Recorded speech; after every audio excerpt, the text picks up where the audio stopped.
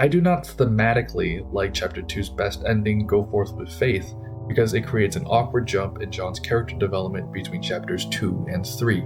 He goes from successfully exorcising Miriam and confidently finishing off Chapter 2 to being in a worse mental and spiritual state at the start of Chapter 3.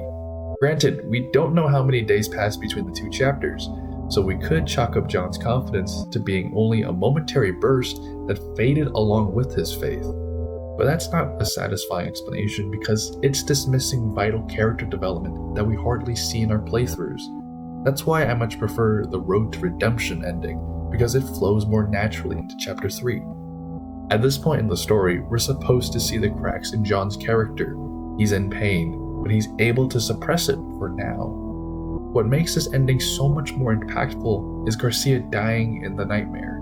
It shows that John is still not strong enough to save others, and that he's repeating what happened to Bob, Cindy, and Father Alred.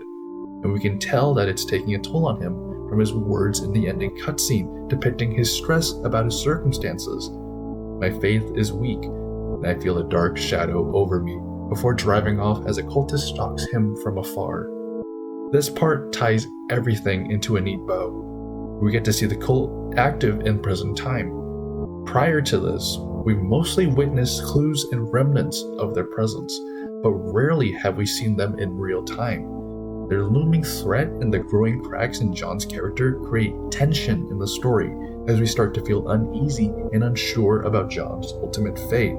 All of these things work together to create the perfect transition into Chapter 3. And one more thing, because I know people will bring it up. Yes, I'm aware that the final note in the Go Forth with Faith ending is seen at the start of Chapter 3, so that makes it the canonical ending. But I still think Road to Redemption still works because nothing's stopping Garcia from sending the note off screen. Yeah, there is some important information in that note, but I really think that John's character development is way more important. What do you think?